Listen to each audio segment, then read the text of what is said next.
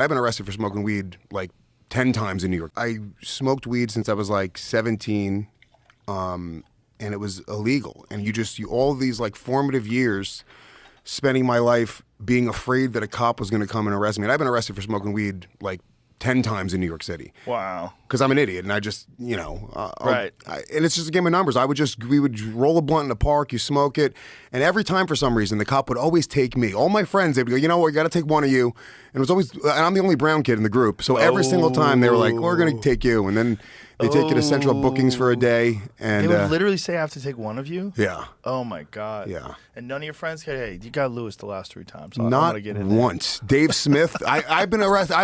I was arrested 3 separate times, and Dave Smith watched me get put into the back of a car, and he was like, bye. Oh, God. Yeah.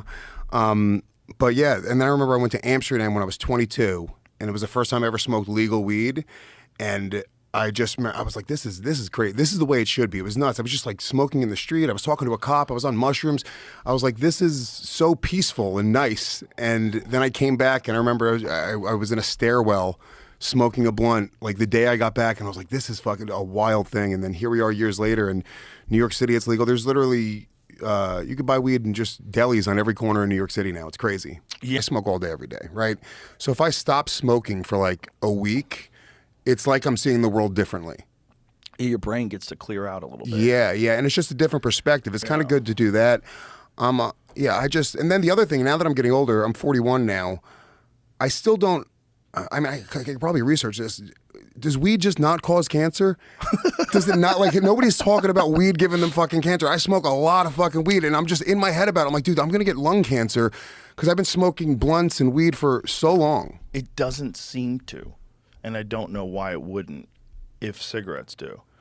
Here's a question.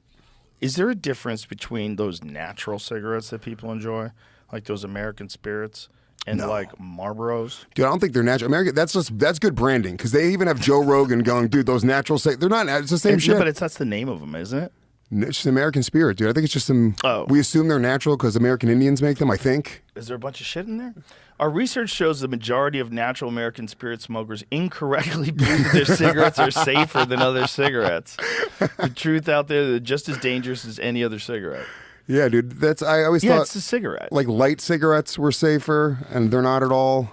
No, that's probably even worse. Like, what is in those? Okay, what are menthols? What's going on there? I don't even know. What is going on? They're trying to outlaw that in California. Yeah, well, because did they outlaw it? I think they did a lot because they say they're going after like any of the flavored tobacco shit. Like you can't get flavored blunt wraps in New York City anymore because I guess the angle is they're saying that kids are more likely to buy flavored stuff. Which is just, I think that's kind of stupid as well. What about flavored liquor? Yeah.